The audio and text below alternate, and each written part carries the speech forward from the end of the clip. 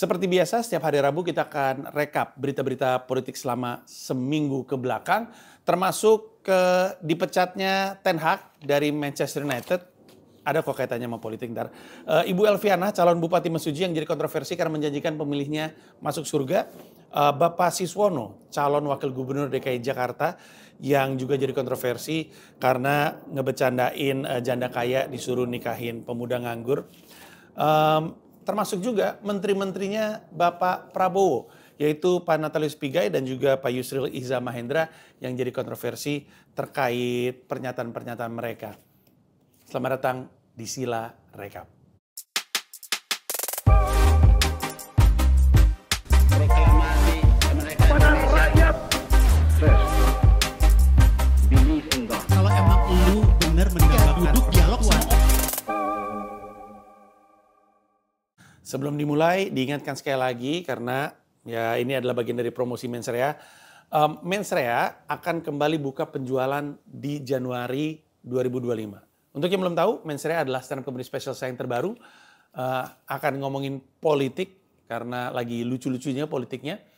Dan akan jalan turnya di kota-kota Indonesia dari April sampai dengan Agustus 2025. Ditutup di Indonesia Arena di Jakarta di bulan Agustus nanti.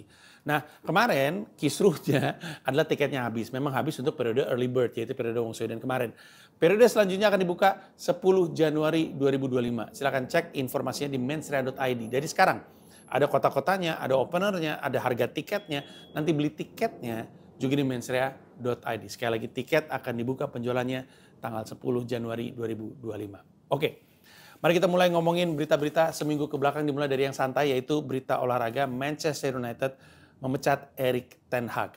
Ten Hag tidak selamat, dicabut. Bukan salah Ten Hag, emang klubnya aneh. Semua pelatih ujung-ujungnya dicabut juga.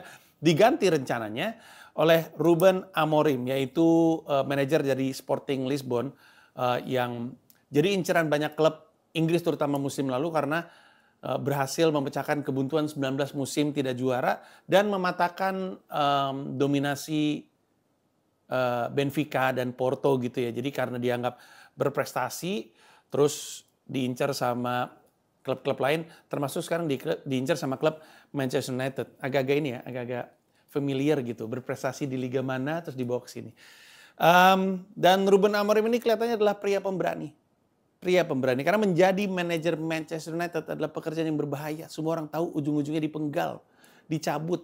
Mau pelatih baru macam Solskjaer atau pelatih berpengalaman macam Van Gaal dan Mourinho, ujung-ujungnya dipenggal juga. Bahkan menjadi manajer Manchester United adalah pekerjaan paling berbahaya kedua setelah menjadi politisi di Meksiko. Itu pekerjaan paling berbahaya. Nah, makanya harusnya jangan Ruben Amorim yang gantiin Ten Hag. Harusnya yang gantiin Ten Hag, Ten Shin Han. Nah itu. Baru deh tuh, nggak ada yang berani mencabut. Kecuali Manchester City pelatihnya Son Goku, nah Ten Shin Han nggak selamat juga. Oke, selanjutnya. Ibu Elviana, beliau adalah calon Bupati Mesuji, ya, Kabupaten Mesuji, Lampung. Ini kemarin kontroversi karena ada video beliau lagi berkampanye menjanjikan pemilihnya untuk masuk surga. Kurang lebihnya. Sebenarnya Ibu Elviana ini lagi cerita bahwa program yang dikampanyekan nama Ibu Elviana ini adalah program menyantuni anak yatim. Terus Ibu Elviana bilang, bayangin Bu, ketika di akhirat nanti orang-orang lain lagi pada dihitung amalnya, terus kita disapa Rasulullah. Ini pernyataannya Bu Elviana ya, I'm paraphrasing tapi kurang lebihnya kayak gitu. Kita disapa sama Rasulullah, diajak masuk surga karena waktu itu memilih Ibu Elviana yang punya program menyantuni anak yatim. Ibu Elviana juga mengaku, saya nggak pernah ngajak orang untuk milih saya dan menjanjikan masuk surga untuk pemilih saya. Itu videonya dipotong-potong, itu alasannya Ibu Elviana. Tapi kita bisa ngelihat videonya dan memang Ibu bilang, disapa Rasulullah karena memilih paslon nomornya beliau, karena paslon nomornya beliau punya program menyantuni anak yatim. Iya sama aja. Itu sama aja menjanjikan masuk surga. Karena sebenarnya Bu, kalau dipikir-pikir, Undang-Undang Dasar pasal 34 ayat 1 mengatakan bahwa negara wajib mengurusi fakir miskin dan anak-anak terlantar. Terlantar kan bisa banyak, termasuk karena yatim piatu. Jadi berarti kalau emang benar ini dijalankan, kita mah nggak usah memilih Elviana, satu rakyat Indonesia juga udah pasti masuk surga. Orang memelihara fakir dan anak terlantarnya pakai duit kita, duit pajak, kalau dijalanin. Kalau saya boleh usul, Ibu Elviana, belajarlah dari Pak Anies Baswedan. Jangan bikin program yang terlalu gimana-gimana gitu, terus ujung-ujungnya nggak nyampe. Saya sendiri tahu, orang saya bintang iklannya. Mulailah dari yang sederhana, Bu. Coba Ibu buka website Kabupaten Mesuji, dan Ibu klik wisata Mesuji. Jadi kan, untuk yang nggak tahu ya, lu buka website Kabupaten Mesuji, ada beberapa tab gitu kan, lu bisa ngeliat programnya, layanan segala macam. Ada beberapa yang ketika diklik nggak gerak-gerak. Tapi coba alihkan perhatian ketika kita ngeklik pilihan wisata Mesuji. Ketika kita klik, nggak ada informasi wisata Mesuji sama sekali, cuman ada foto bapak-bapak. Cek aja, nggak ada. Foto bapak-bapak doang. Mendingan Ibu bikin program, kalau saya terpilih, nanti wisata Mesuji akan ditampilkan di website resmi Kabupaten Mesuji. Udah, sederhana yang gampang. Karena itu pasti bisa terlaksana. Kecuali program wisata Kabupaten Mesuji emang bapak-bapak. Emang objek wisatanya tuh. Jadi objek wisata Mesuji adalah bapak-bapak. Ditanya, di sini objek wisatanya apa ya? Bapak-bapak. Nah, kecuali itu. Kalaupun itu benar, ya nggak apa-apa, biarin aja website kayak gitu. Tapi ya yang akan wisata ke Mesuji ya cuman ani-ani. Udah gitu doang. Ani-ani, sugar baby yang punya daddy issue, fatherless. Selanjutnya, Bapak Siswono. Beliau adalah calon wakil gubernur DKI Jakarta. Beliau adalah wakilnya Kang Emil. Beliau sedang berkampanye dan jadi kontroversi karena beliau ngebecandain janda kaya dia sarankan untuk menikahi pemuda nganggur. Kemudian dibandingkan dengan Rasulullah. Nah, ini letak kontroversinya. Sebenarnya di video yang viral tersebut, Pak Siswono ini lagi berkampanye. Pak Siswono cerita bahwa kartu-kartu yang selama ini ada manfaatnya itu akan dilanjutkan. Disambut tepuk tangan. Jadi kan ini kan melanjutkan programnya gubernur sebelumnya lah, atau program-programnya, terutama programnya Pak Jokowi ya, dilanjutkan lah. Yang merasa ada manfaatnya, kita nggak akan hilangkan, dilanjutin. Gitu kurang lebihnya. Lagi ngomongin kayak gitu. Terus Pak Siswono bilang, bahkan ada kartu-kartu tambahan. Ada 2 kartu tambahan, beliau bilang. Yang pertama adalah kartu anak yatim. Lalu beliau bilang, ingat ya, anak yatim jadi anak gubernur. Ini aja sebenarnya udah salah. Bukan salah, mungkin misleading. Karena bukan anak gubernur. Kan anggarannya duitnya duit pajak juga, duit warga Jakarta juga gitu sebenarnya. Tapi beliau bilang anak yatim jadi anak gubernur. Terus beliau masuk ke joke pertama. Joke pertamanya adalah, tapi ibu-ibu jangan salah ya, jangan berekspektasi, oh kalau anak yatim jadi anak gubernur berarti jandanya dinikahi gubernur dong. Nah ini joke pertama. Lucu dong, lucu kan?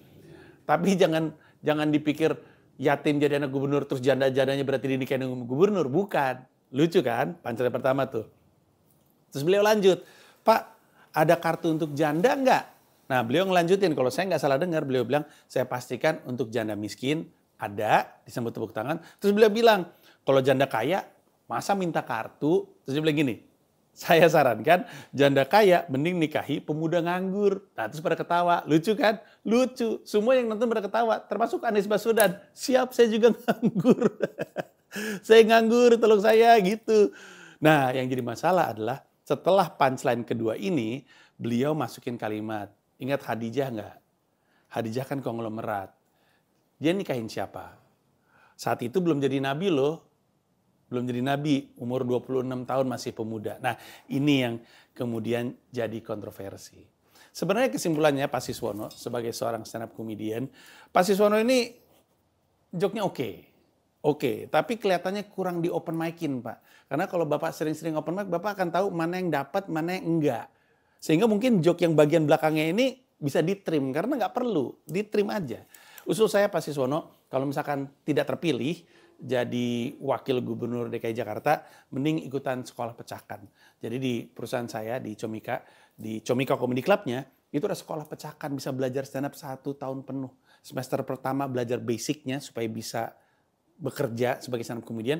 Semester kedua belajar ngembangin karir supaya bisa bikin karya sebagai stand up comedian. Silakan Pak, informasinya ada di pecahkan.com. Cek aja di situ. Oke, selanjutnya dari Bapak Natalius Pigai. Bapak Natalius Pigai ini kan berapa kali kontroversi. Gara-garanya adalah beliau minta anggarannya ditambahin. Katanya anggarannya kurang untuk Kementerian HAM. Tolong dong naikin jadi 20 triliun katanya. Nah ramai. Bagian dari keramaian itu Bapak Natalius Pigai kemarin jadi kontroversi lagi karena nge-tweet. Beliau posting sebuah artikel dan yang jadi lucu itu adalah isi dari tweetnya. Beliau bilang, media-media berbahasa Inggris sudah mulai beri respon positif sebagai pengakuan atas visi dan misi besar Presiden Prabowo membangun Indonesia berbasis HAM. Kemudian ada kutipan di bawahnya, Indonesia akan menangkan citra positif HAM di panggung internasional. Media berbahasa Inggris sudah mulai beri respon positif. Tautan yang beliau sematkan pada tweet itu adalah dari Jakarta Post. Sekarang kita bahas aja deh. Emang kenapa kalau diomongin sama media berbahasa Inggris, kalau medianya adalah media Indonesia juga? Kan Jakarta Post, ini mah media Indonesia. Ngapain diungkit-ungkit, ngapain dibangga-banggain? Media asing, media berbahasa asing ngebahas saya dong. Media berbahasa asing mulai ngomongin program kita dong gitu. Bangganya di mana? Bangganya apa bangganya kita lagi berdiri di pinggir jalan terus kita bilang ada orang ngomongin gue pakai bahasa Inggris. Tapi yang ngomongin anak Jaksel. Anak Jaksel. Kecuali kalau bule ngomongin kita. Walaupun agak bingung juga ya ngapain ini bule ngomongin gue ya pakai bahasa Inggris. Nah mungkin tuh kita bertanya-tanya. Tapi kalau anak Jaksel, like I confirm, ngapain bangga? Aneh. Nggak ada bangga-bangganya. Dan yang kedua, isinya pun bukan respon positif. Berita berbahasa Inggris yang Pak Natalius Pigai sematkan di tweetnya itu tidak memberi respon positif. Malah lagi ngomongin beliau yang minta duit 20 triliun. Jadi isi artikel sama tweet Bapak itu nggak ada hubungannya. You know? I know. Tapi Anda nggak nyambung Inggris.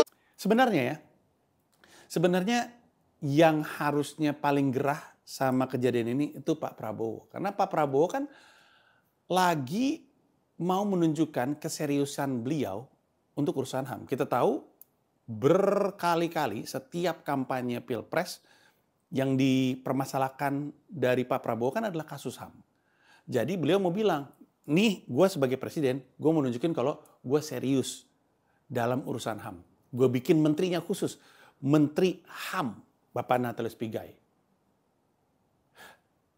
Tapi apakah iya Pak Prabowo ini serius mengurusi HAM kalau menterinya kelakuannya seperti Pak Natalius Pigai ini? Sebenarnya beliau serius nggak sih? Hah? Karena ya saya serius, saya bikin menteri HAM untuk menunjukkan saya serius mengurusi HAM. Tapi menterinya Natalius Pigai. Beneran serius nggak sih?